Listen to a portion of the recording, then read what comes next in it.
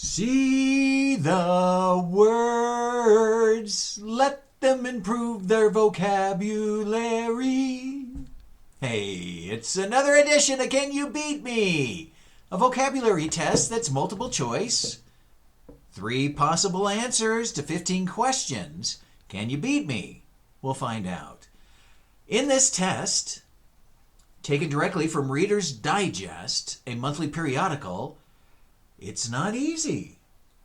These aren't simple words. This is Mensa quality SAT style, really growing your vocabulary. And I hope you're along for the journey here, because the whole point is to make an educational process something that's a little bit more engaging and entertaining by making a contest out of it.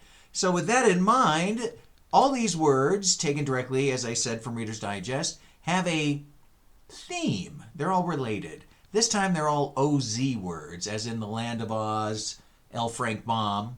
I used to say Frank L. Baum, and then I realized it's L. Frank Baum. I wonder what his first name was. Don't really know that. But we're going to do it right now, and I'm going to get started with question number 1, and you'll quickly figure out the format. At the end, we're going to go back over the answers. I'll make my pick in the first round. Then we'll double back over and read through all the answers and see who got them right. See if you beat me. If you did, you can share your fame, and if you lost, I ask that you post that shame and put it out there such that others know we're here doing what we're doing to raise the conversational game. And the conversational game begins with question number 1, woozy. Woozy is an adjective.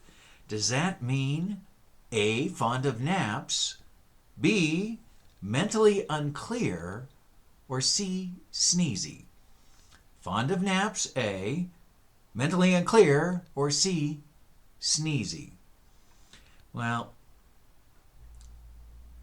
I happen to know that if I am a little foggy in the head, which could be often, I am mentally unclear, I am woozy, and I'll go with B, mentally unclear. Number 2, Lollapalooza. I thought that was a made-up word about a music festival, but apparently I am wrong on that one.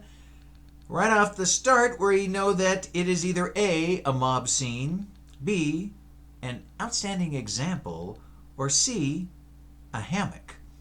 Lollapalooza, is it A, mob scene, B, outstanding example, or C, hammock? Although a Lollapalooza is often a mob scene, and you would think that most of the people who are at Lollapalooza are probably hammock lovers, I'm going to go with the outstanding example again, B on that. And number 3 is schmooze, a verb, schmooze. You know, we've all used that term, but does it mean A, chat, B, mock, or C, smear? Seeing how it's a verb, is it A, to chat, B, to mock, or C, to smear? Well, if I'm schmoozing with somebody, like schmoozing with the stars or schmoozing with the celebrities or just schmoozing in general, I think I'm chatting them up more than mocking them or smearing them. Although there's some that I might be inclined to do that with, but I'm going to go with A, chat. Number 4, Protozoan. Oh, there's that OZ right in the middle of that one. That's a noun as well. Does that mean ancient times, one-celled creature, or Greek sea god? Ancient times was A, one-celled creature, or Greek sea god? Protozoan. Protozoan, actually, I don't really think of that as in the Greek terms. Don't know many Greek words that end in that way, but I do know that protozoa are one-celled creatures, and I'll be going with B, one-celled creature. Number 5. Number 5 is Sawzall. Sawzall. I got to look at the pronunciation on this one. Sawzall. A noun. Sawzall. Is that like the start of Laverne and Shirley? Shamil, Sawzall, Haas and Pfeffer Incorporated. You got to be, you would have had to have been a kid or around in the late 70s to even know that one. Okay, why is that not in reruns? Maybe it is on some obscure channel. Anyway, Sawzall, is that either A, a clumsy person, B, a tiny pest, or C, a confused situation? A, clumsy person, B, tiny pest, or C, confused situation? Sawzall. Well, although Laverne and Shirley, Laverne was more of a clumsy person and Shirley was a tiny pest. I'm going to go with C, confused situation on that one and move to number 6. Oh, we're already at number 6. Wow, we're flying right along here. Number 6 is cozy. Ah, thank goodness. Something I actually familiar with. Cozy. Except for these 3 choices don't make it easy. Is cozy a teapot cover? B, a hidden nook? Or C, a close friend? That's interesting. They're all 2-word answers. Is a cozy, which is a noun, A, a teapot cover, a hidden nook, or a close friend? Cozy. That's, when I tuck somebody in, they're nice and cozy. They're nice and warm. Therefore, I think I've heard a cozy being referred to as a teapot cover to keep the water inside warm. Let's go with A, teapot cover. Number 7, rebozo. No, they didn't put that extra oomph in there on this noun. Rebozo. Is that A, caboose, B, clown suit, or C, long scarf? A, caboose, B, clown suit, or C, a long scarf? Well, I happen to have grown up in Southern California where we had Hobo Kelly, Bozo the Clown. So I'm kind of thinking Rebozo is not a rerun of that. And I've never heard of caboose referred to as a rebozo. So I'm going to go with C, long scarf. And hope that's the scarf around your neck. Okay, number 8, foosal. A verb, foosal. I'm sure you're using that in daily conversation. Is foosal to A, mess up, B, trick, or C, lather? Mess up, A, B, trick, or C, lather? Foosal. I think I need to foosal before I... Can't say I've ever heard that. If I foosal you, am I tricking you? Oh, but for some, foosal, like a snafu, it just sounds like one of those words that implies that you messed up, so I'm going A, messed up. Number 9, coquezel. Let me change that. Cacuzelli. Cacuzelli. It's a noun. Cacuzelli. That's a good Italian sounding word, isn't it? Is that a type of zucchini? A, type of zucchini. B, a daring thief. Or C, a small deer? A, type of zucchini. B, a daring thief. Or C, a small deer? I've been to a few zoos. I can't remember going over to look at the coquezellis. And I worked in restaurants, and I can't remember serving that. So I'm going to go with B, a daring thief, and just because it sounds fun. Number 10, lozenge, noun. Oh, let this be something I can actually handle here. A local pharmacy. B, a medicated candy. Or C, an afternoon cocktail. Is that A, local pharmacy, B, medicated candy, or C, an afternoon cocktail? That's a lozenge. Well, B, a medicated candy, and C, an afternoon cocktail kind of sound like each other. But I'm going to go with medicated candy because I know I've eaten many a lozenge, and I prefer those wintolyptic ones that make you breathe like people know you're coming. Yeah. Okay, number 11, cryptozoology is a noun. Does that mean science of temperature, history of tombs, or study of fabled animals? A, science of temperature. B, history of tombs. Or C, study of fabled animals. It's a noun, cryptozoology. On this one, science of temperature, crypto, no. History of tombs, that does have a crypt in it.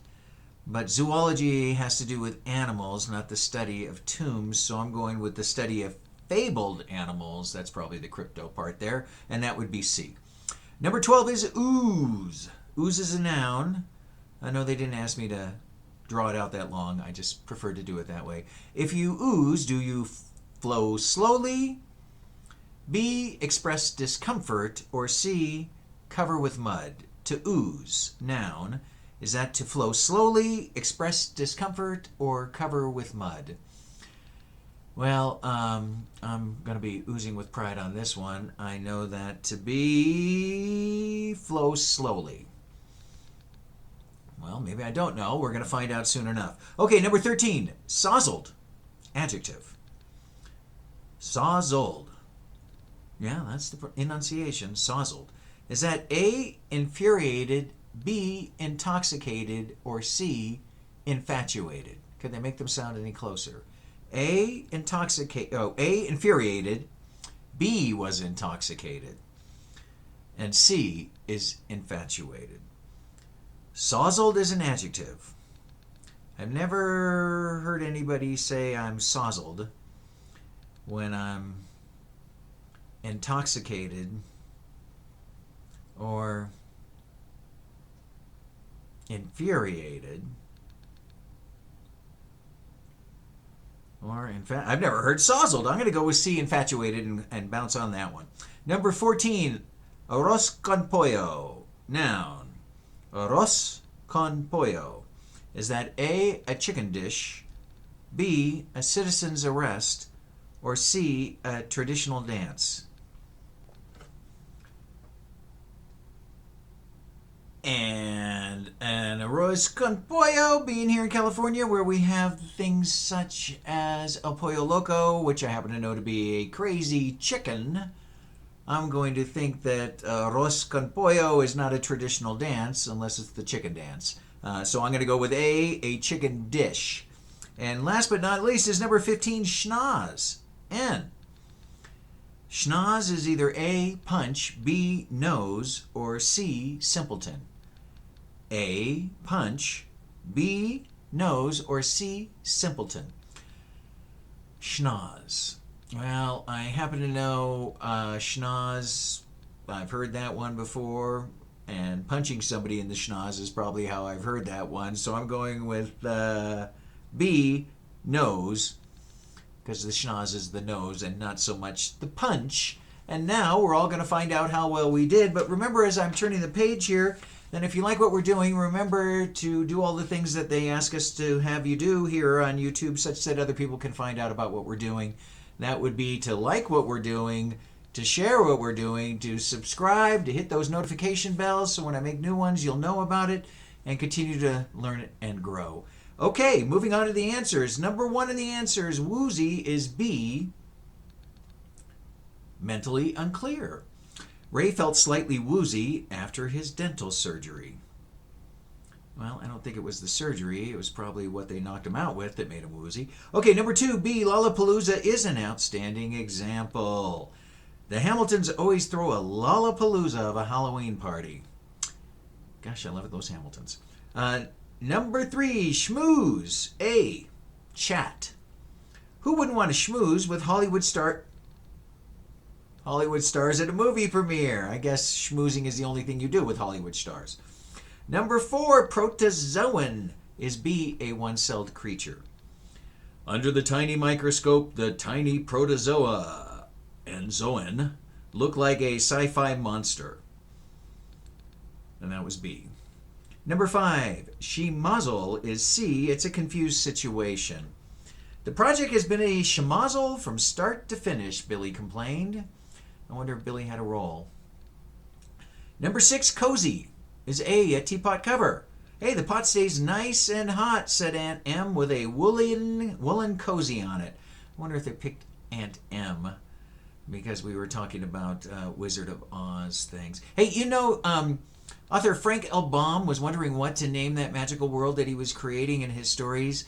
You know how he came up with that? His eyes fell on the filing cabinets, which were labeled, coincidentally, A to G, H to N, and O to Z.